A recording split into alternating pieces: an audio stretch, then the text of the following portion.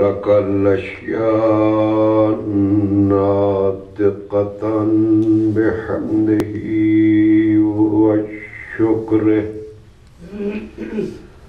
الذي خلق فسوى وقدر فهدى وأخرج المرعى فجعله غثاء أحوى والصلاة والسلام على سيدنا ونبينا وشفيع ذنوبنا وطبيب نفوسنا وحبيب قلوبنا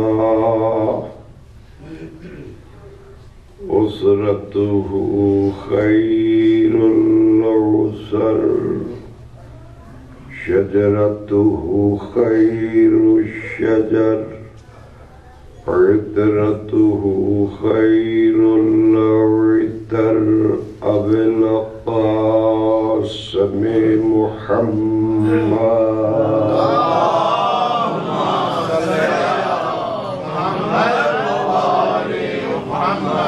وصلى الله على محمد وآله الطيبين الطاهرين المعصومين الهداة المهديين الذين أذهب الله عنهم الرجس وطهرهم تطهيرا.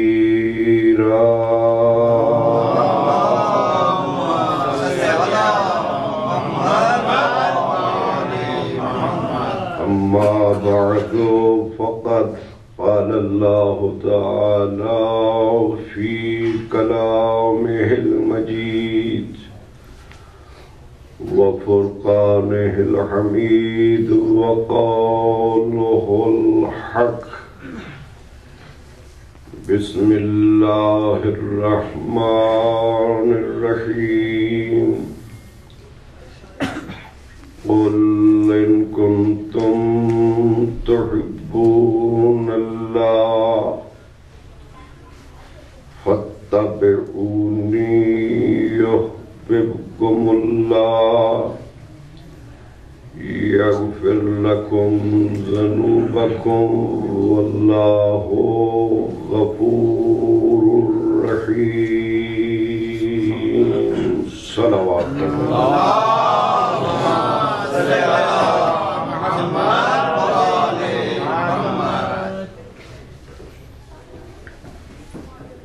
خداوند عالم اس بارگاہ میں ہماری شرکت کو قبول و منظور فرمائے. یہاں پر جو بھی لمحات ہمارے بسر ہوں ان کو خدا عبادت میں شمار فرمائے. میں آپ حضرات سے التماساً یہ کہوں گا کہ اگر تھوڑی سی زحمت کر کے تھوڑا تھوڑا مزید ایک ماحول بن جاتا ہے، اور جو آپ حضرات نیند کے پروگرام میں آپ جاپی صاحب آگے آئے، آپ تو سننے والے ہیں بھائی، آپ سے ادھر بیٹھے آئیے آئیے آگے. ماشاءاللہ. محمد وآل محمد بلند صلوات. اللہم صلی علی محمد وآل محمد. سالانہ یہ مجلس ہے جو منسوب ہے سرکار پیغمبر خاتم اور ان کے عزیز، ان کے پیارے، ان کے پہلے نواسے کہ جن کی ولادت صرف ولادت ہی نہیں ہے بلکہ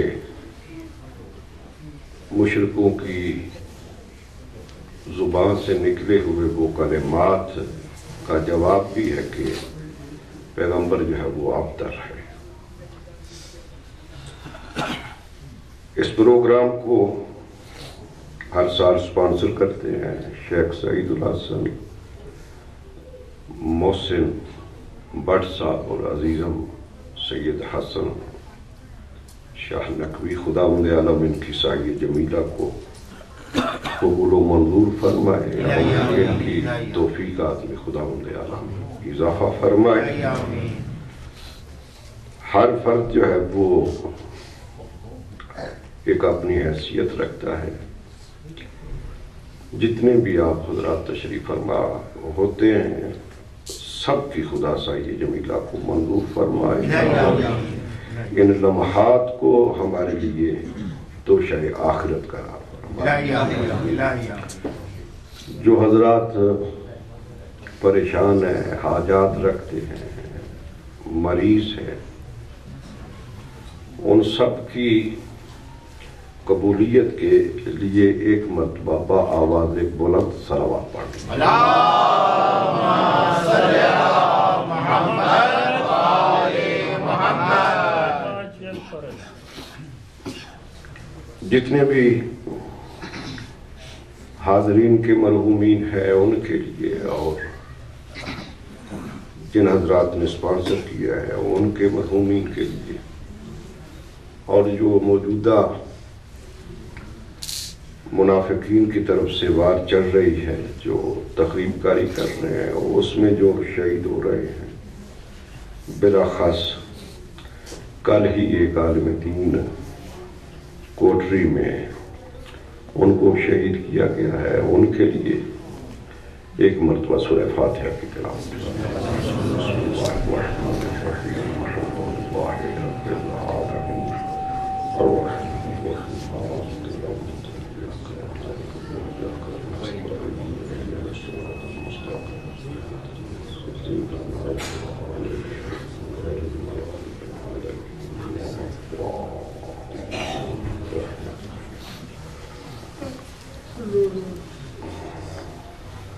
موقع کی مناسبت کو دیکھتے ہوئے میں نے جس آیہ مبارکہ کا انتخاب کیا ہے وہ کچھ اس طرح کا تاثر دے رہی ہے کہ کچھ لوگ جو ہیں وہ بارگاہ خداوندی میں اپنا اخلاص پیش کرنے کے لیے حاضر ہوئے ہیں اور اپنا اخلاص جو ہے وہ بارگاہ خداوندی میں پیش کر رہے ہیں۔ اس حوالہ سے کہ یہ تو طے ہے، روزمرہ ہمارے مشاہدہ میں یہ بات آ چکی ہے اور خدا نے بھی یہ اعلان کر رکھا ہے کہ ہر شے کا کوئی انکار کر سکتا ہے مگر میرے وجود کا کوئی بھی انکار نہیں کر سکتا۔ کہ میں نے اپنی ہستی کو ان کی تخلیق کے ساتھ ہی ان کی فطرت میں رکھ دیا ہے کہ یہ نہیں ہو سکتا کہ یہ میرا انکار کر سکے، اور اگر کوئی انکار کرتا بھی ہے تو اس کی طرف سے سکوت، اس کی طرف سے خاموشی جو ہے وہ اس کی بڑھائی کا باعث ہے، کیونکہ جو بڑے ہوتے ہیں وہ چھوٹے کی بات کو سن کر کے طیش میں نہیں آتے، وہ کہتے ہیں کہ ایک حیثیت ہے، ایک سٹیٹس ہے، ہر ایک کی بات سن کے غضب نہیں آتا ان کو۔ تو پھر وہ اللہ کی ذات کہ جہاں پر بڑھائی کا لفظ جو ہے وہ اتنا چھوٹا ہے کہ وہاں پر تصور نہیں ہو سکتا۔ بڑی طبیعت میں ایک سکون پیدا ہوا، خدا اس بچے کو سے تو سلامتی دے. یاسر نے حمد بھی پڑھی ہے اور بہت اچھا نذرانہ عقیدت اس نے پیش کیا ہے. تو خدا کی حمد، خدا کی ذات کا تو کوئی انکار کر ہی نہیں سکتا، اور اگر کوئی کرے بھی تو خود خدا نے کہا ہے کہ ان کو خوشی کے عالم میں مت پوچھا کرو کہ تمہارا خدا ہے یا نہیں ہے. تو یہ تو فطرت ہے، انسانی ہے کہ جب اس کے پاس کچھ ہوتا ہے تو پھر یہ کہتا ہے کہ مجھ جیسا تو کوئی ہے نہیں ہے. کہا ان سے اس وقت پوچھنا جب کہ کشتی میں بیٹھے ہو، کشتی دریا میں ہو، وہ لہروں سے ٹکرا رہی ہو. اس سے پوچھنا، وقت پوچھنا کہ دائیں بائیں دیکھو، آگے پیچھے دیکھو، کوئی ہے تمہیں بچانے والا؟ تو کہیں گے امید تو ہے. تو بتانا کہ اس امید کا نام جو ہے نا وہ خدا ہے، وہ رب ہے. تو فطرت ہے، اس کا انکار نہیں ہو سکتا. اسی فطرت کو سامنے رکھتے ہوئے ایک گروہ جو ہے وہ خدا کے حضور پیش ہوتا ہے، اور کچھ اس حوالہ سے بھی ہم اپنے معاملات خدا کے حضور میں جلدی لے جاتے ہیں کہ سامنے والی سائڈ چونکہ مشاہدہ میں نہیں آتی ہے تو ہم ہر بات پہ کہہ دیتے ہیں کہ اللہ گواہ ہے، جبکہ جب ہم یہ کہہ رہے ہوتے ہیں تو اس وقت ہماری زبان اور ہمارے دل میں بھی وحدت نہیں ہوتی ہے. لیکن اس حوصلے پہ کہہ دیتے ہیں کہ کہاں خدا نے میری بات کا جواب دے دینا ہے. وہ لوگ بھی اسی حوالہ سے خدا کے پاس جاتے ہیں، اور یہ بڑا آسان ہے یہ دعویٰ کر دینا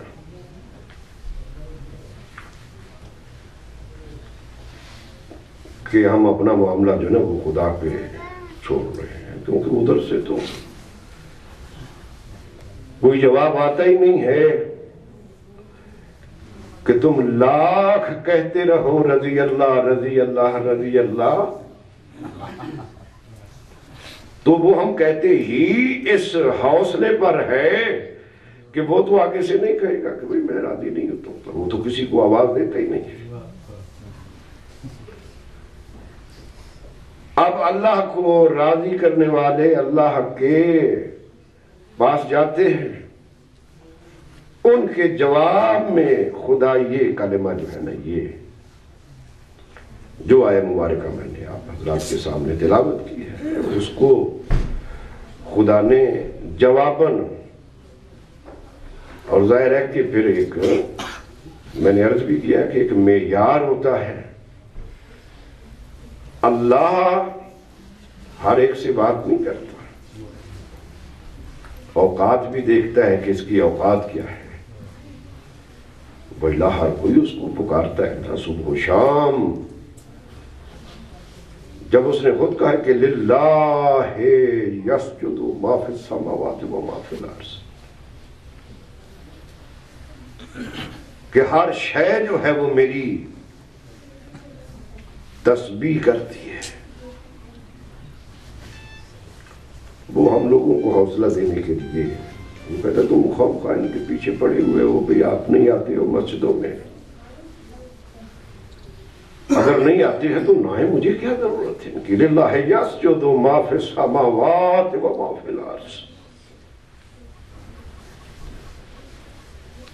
کہا ہر شے میری تسبیح کر رہی ہے. للہ یسجد ما فی السماوات. کہا کیوں ان کی محنتیں کرتے ہیں؟ ان کی اوقات کیا ہے؟ ہر شے میرے آگے سجدہ ریز ہے. ہر ایک سے بات نہیں کرتا. کہہ رہے ہیں کہ بارے اللہ ہم آئے ہیں خدا ان کا جواب نہیں دیتا، اپنے پیغمبر کو مخاطب ہو کے کہتا ہے کہ پیغمبر میں ان سے بات نہیں کروں گا، کل تو ان سے کہتے ہیں یہ آئے ہیں میرے پاس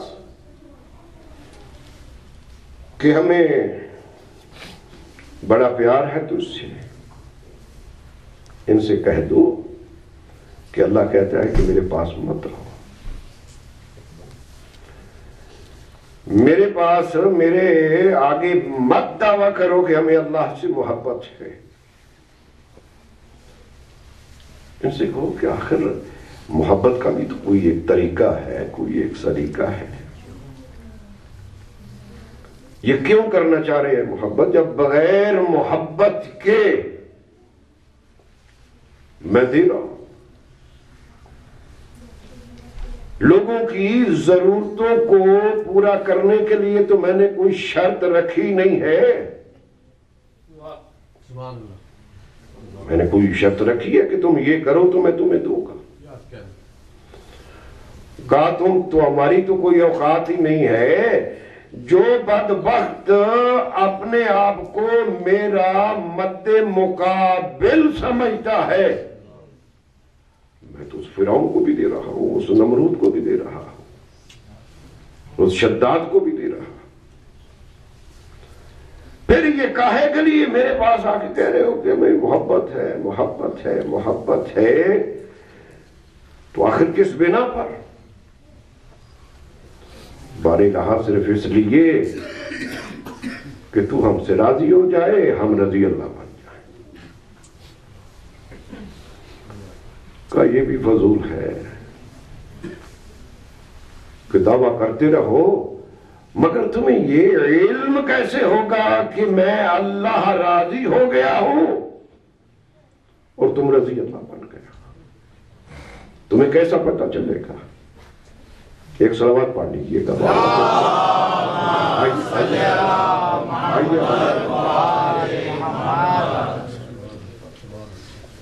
بھائی تمہیں کیسے اگر علم ہوگا کہ اللہ جو ہے نا وہ ہم سے راضی ہے، اللہ ہم سے خوش ہو گیا ہے؟ کہا کہ تمہیں پتہ تو اس وقت ہی چلے گا نا کہ جب کوئی تمہارے سامنے تصویر آ جائے گی۔ کہا کوئی ہے دنیا میں ایسا مصور جو میری تصویر بنا سکے؟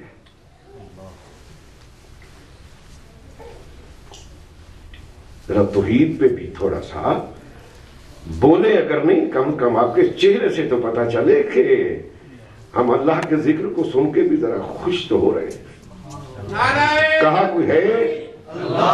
مان لینا یہ اتباع نہیں، یہ اطاعت ہے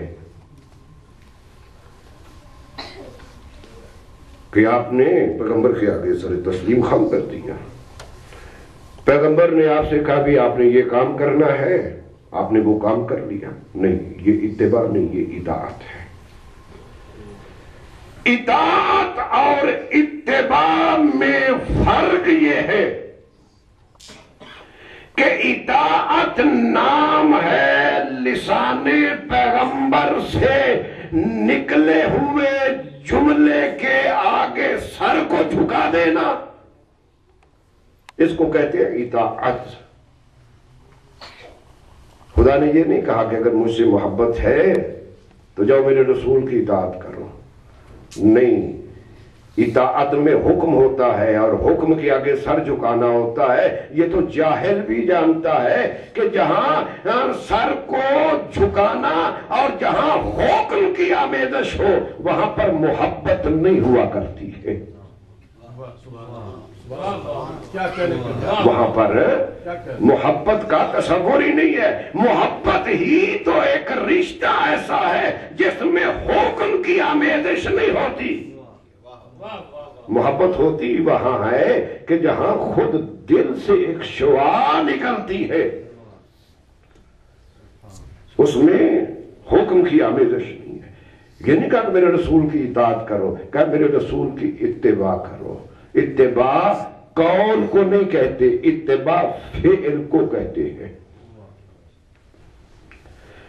کہا کہ اگر تمہیں اللہ سے محبت ہے تو میرے رسول کی اتباع کرو، اور یہ بھی نہیں کہا کہ اگر اللہ سے محبت ہے تو تم میرے رسول سے محبت کرنے لگ جاؤ، یہ بھی نہیں کہا ہے، کہا میرے رسول کی اتباع کرو۔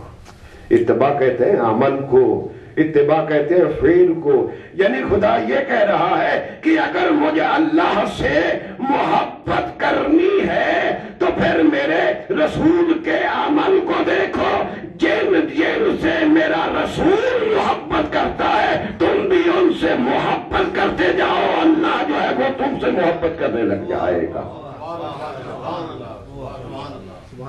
اللہ سے محبت کرنے کے لیے پیغمبر کے ساتھ محبت کو بھی شرط قرار نہیں دیا ہے، کہا کہ عمل پیغمبر کو دیکھو کہ جن سے پیغمبر محبت کر رہا ہے تم ان سے محبت کرتے جاؤ، اور کہا جب ان سے آپ محبت کرنے لگ جاؤ گے نا،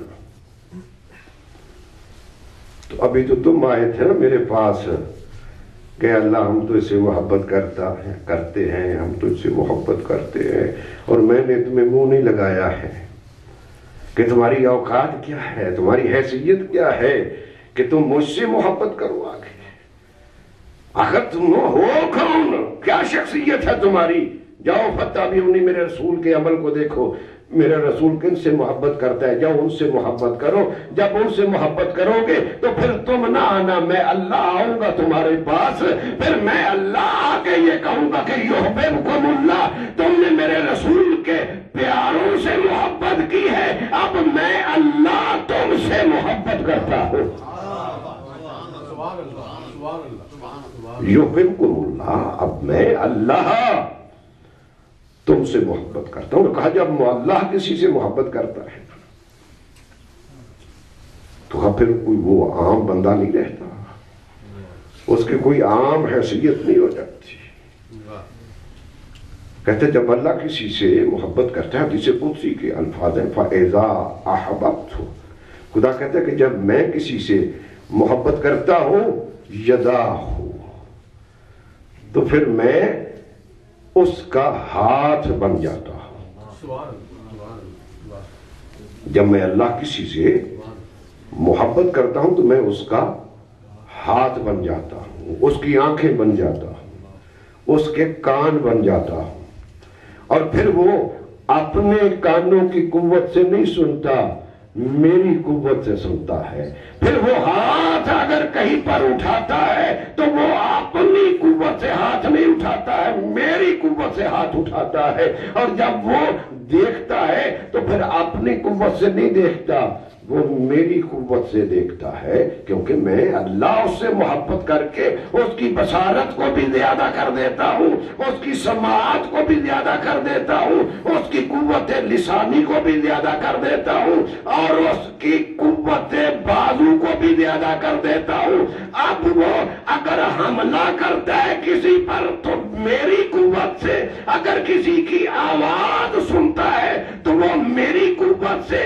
تو یہ عام بندے کے لیے خدا کہہ رہا ہے کہ جب وہ رسول کے پیاروں سے محبت کرے تو ان کی قوت سماعت، قوت بصارت، ان کے بازوؤں میں اتنی قوت آ جاتی ہے تو ارے جاہل، جن کی محبت کے وسیلہ سے اتنی قوت آ جائے، اس علی کے بارے میں یہ سوچنا کہ علی مدد بھی کر سکتا ہے یا نہیں کر سکتا، ارے کمبر سے مدد مانگ، علی سے مدد نہ مانگ،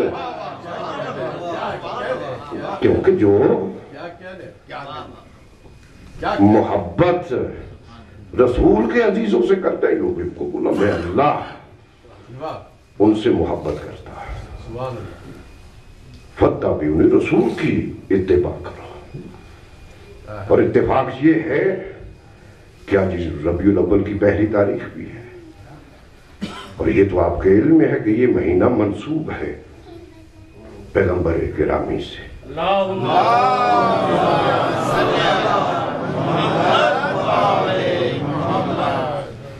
اور آج ہجرت کا دن بھی ہے، پیغمبر نے آج کے دن ہی ہجرت بھی فرمائی تھی، یعنی ہجری کا پہلا دن، وہ کیلنڈر کے حساب سے محرم کو پہلا دن وَإِلَّا ہجرت جو ہے پیغمبر نے یہ ربیع الاول آج کے دن جو ہے نا وہ ہجرت فرمائی ہے. 10 سال کے بعد اعلان نبوت کے پیغمبر جو ہے وہ آج سے مہاجر ہوئے کہ مشرکین مکہ نے پیغمبر کو مجبور کر دیا اور پیغمبر کو چھوڑنا پڑ گیا. اب کیوں چھوڑا ہے پیغمبر نے؟ کوئی یہ نہیں ہے کہ مشرکین کی تعداد میں اضافہ ہو گیا تھا. جب سے پیغمبر نے اعلان نبوت فرمایا ہے تو وہاں پر کمی ہوئی ہے، اضافہ نہیں ہوا. مشرک تو وہ پہلے ہی تھے نا، تو اب ان سے نکل کر مسلمان بڑھ رہے ہیں تو وہاں تو تعداد کم ہو رہی ہے. باوجود اس کے کہ لوگ مسلمان ہو رہے ہیں، مشرکوں کی تعداد کم ہو رہی ہے، لیکن مجبور کر دیا گیا پیغمبر کو. تم پیغمبر مجبور کیوں ہوئے ہیں؟ کیونکہ آج کا دن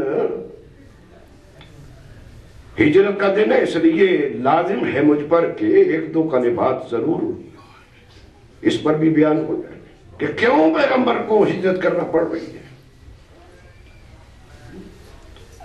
پوری تاریخ اسلام گواہ ہے کہ پیغمبر کو جو ہجرت کرنا پڑ رہی ہے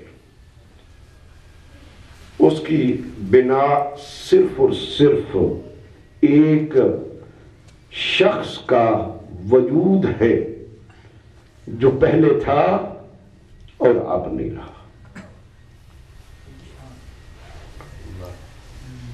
صرف ایک شخص ہے اور اس کی اہمیت اتنی ہے کہ 10 سال پیغمبر مکہ میں رہے ہیں،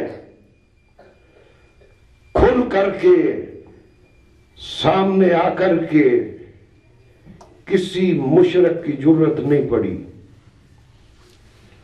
اگر کوئی ابو لہب نے گستاخی کی ہے تو وہ صرف مشرک ہونے کی بنا پر نہیں ہے، وہ رشتہ دار ہونے کی بنا پر ہے، برادری کے اعتبار سے. بلا مشرک کی جرت نہیں پڑی ہے.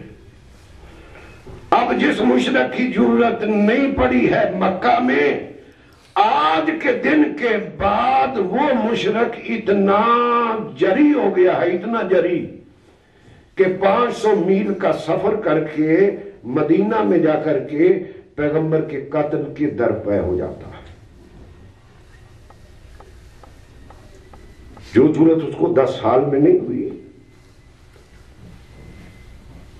مکہ میں رہتے ہوئے اب وہ مشرک اتنا جرت مند ہو رہا ہے کہ 500 میل کا سفر کرتا ہے اور مدینہ میں جا کر کے کہ ہم آئے ہیں پیغمبر کو قتل کرنے کے لیے. اسی بنا پر جنگ احد ہوتی ہے، جنگ بدر ہوتی ہے، احد ہوتی ہے، خندق ہوتی ہے، بلکہ جتنی بھی جنگیں ہیں مشرکین کے ساتھ وہ مدینہ میں پیغمبر تھے اور ان سے 10 سال تک ان کی ضرورت نہیں ہوئی کہ قریب ہے، دیواروں کے ساتھ دیواریں ہیں، گلیوں کے ساتھ گلی ہے، بازاروں کے ساتھ بازار ہے، ملاقاتیں ہوتی ہیں، سب بیت اللہ میں آتے ہیں. پیغمبر رہ رہے آ کر کے امانتیں بھی پیغمبر کے پاس رکھتے ہیں. اب یہ اتنی ضرورت ہو گئی ہے ان کو کہ مدینہ میں آ کر کے، اور اتفاق یہ ہے کہ جب تک پیغمبر مکہ میں تھے لوگ بھی، افراد بھی تھوڑے تھے پیغمبر کے ساتھ. اب مدینہ میں آ گئے ہیں تو تعداد بھی زیادہ ہے کہ بڑے بڑے چودھری اب پیغمبر کے ساتھ ہو گئے. یہ چودھری کی لفظ میں نے خود بولی ہے، وہاں کی لفظ جو ہیں وہ ہیں ابو کی،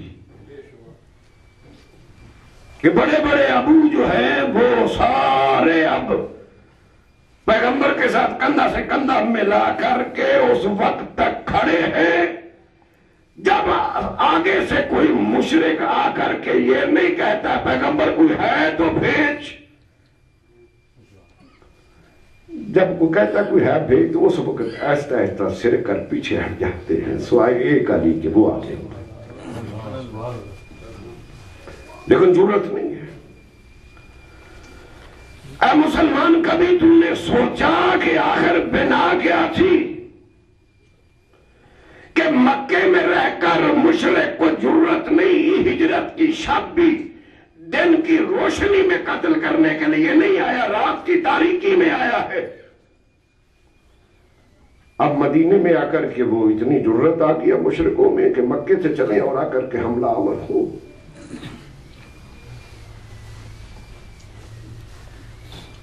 آخر اس کی بنا کیا ہے؟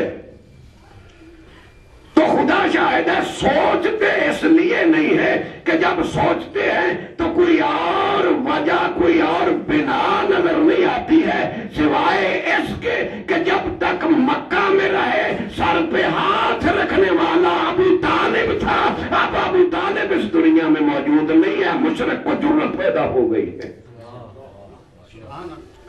تو میں یہ کہہ سکتا ہوں کہ مدینہ کے جتنے بھی ابو ہیں وہ ایک طرف ہیں، اور مکہ میں رہتے ہوئے جو کام مدینہ والے سارے مل کر کے نہیں کر سکے ہیں وہ اکیلا حضرت ابو طالب کرتے رہے ہیں۔ وہ اکیلا انجام ہو حضرت ابو طالب دے رہے ہیں۔